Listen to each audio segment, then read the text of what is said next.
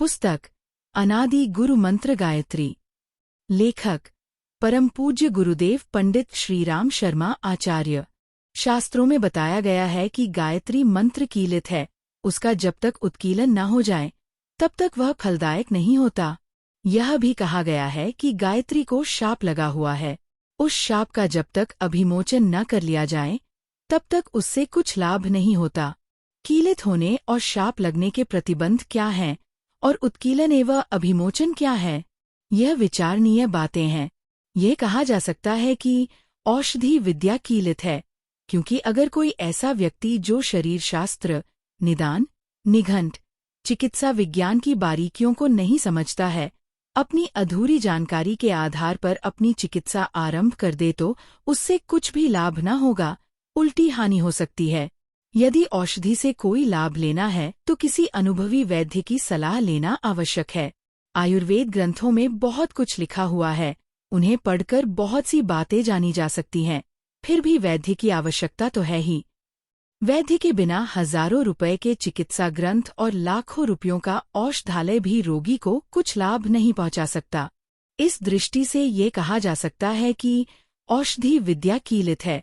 गायत्री महाविद्या के बारे में भी यही बात है। साधक की मनोभूमि के आधार पर साधना विधान के नियमोपनियमों में, आदर्शों में, ध्यान में अनेक हेरफेर करने होते हैं। सबकी साधना एक सी नहीं हो सकती। ऐसी दशा में उस व्यक्ति का पथ प्रदर्शन आवश्यक है जो इस विज्ञान का ज्ञाता एवं अनुभवी हो। जब तक ऐसा निर्देशक न मिले तब तक औषधि विद्या की तरह गायत्री विद्या भी साधक के लिए कीलित ही रहेगी। उपयुक्त निर्देशक का मिल जाना ही उत्कीलन है। ग्रंथों में बताया गया है कि गुरु द्वारा ग्रहण कराई गई गायत्री ही उत्कीलित होती है, वही सफल होती है। स्कंद पुराण में वर्णन है कि एक बार वशिष्ठ, विश्वामित्र और ब्रह्मा ने क्रुद्ध होकर गायत्री को शाप दिया कि उसकी साधना निष्फल होगी। इतनी बड़ी शक्ति के निष्फल होने से हाहाकार मच गया। तब देवताओं ने प्रार्थना की कि इन शापों का विमोचन होना चाहिए। अंत में ऐसा मार्ग निकाला गया कि जो शाप मोचन की विधि को पूरा करके गायत्री की साधना करेगा, उसका प्रयत्न तो सफल होगा और शेष लोगों का श्रम निरर्थक जाएगा। इस कथा में एक भारी रहस्य छिपा हुआ है, जिसे न जानने वाले केवल शाप मुक्तो भव वाले मंत्रों को पढ़ लेने मात्र से ये मान लेते हैं कि हमारी साधना शापमुक्त हो गई। विश्वामित्र का अर्थ है संसार का मित्र, लोकसेवी, परोपकारी। वशिष्ठ का अर्थ है विशेष रूप से श्रेष्ठ।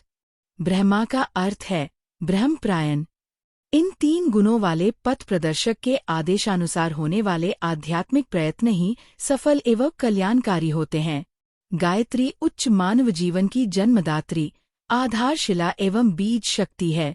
भारतीय संस्कृति रूपी ज्ञान गंगा की उद्गम भूमि गंगोत्री ये गायत्री ही है, इसलिए इसे द्विजों की माता कहा गया है। माता के पेट में रहकर मनुष्य देही का जन्म होता है।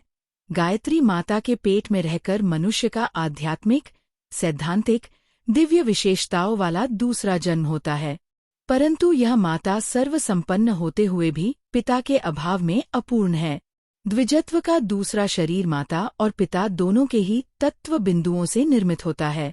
गायत्री माता की अदृश्य सत्ता को गुरु द्वारा ही ठीक प्रकार से शिष्य की मनोभूमि में आरोपित किया जाता है। इसीलिए जब द्विजत्व का संस्कार होता है तो इस दूसरे आध्यात्मिक जन्म में गायत्री को माता और आचार्य को पिता घोषित किया जाता है। उच्च आदर्शों की शिक्षा न तो अपने आप प्राप्त हो जाती है, न केवल आधार ग्रंथों से ही, न चरित्र के अयोग्य व्यक्ति ही उन उच्च आदर्शों की ओर दूसरों को आकर्षित कर सकते हैं। बढ़िया धनुष बाण पास होते हुए भी कोई व्यक्ति शब्दभेदी बाण चलाने वाला नहीं बन सकता और न अनाड़ी शिक्षक द्वारा बाण विद्या में पारंगत बना जा सकता है। अच्छा शिक्षक और अच्छा धनुष बाण दोनों मिलकर ही सफल परिणाम उपस्थित करते हैं। गायत्री के कीलित एवं शापित होने का और उसका उत्कीलन एवं शाप विमोचन करने का यही रहस्य है।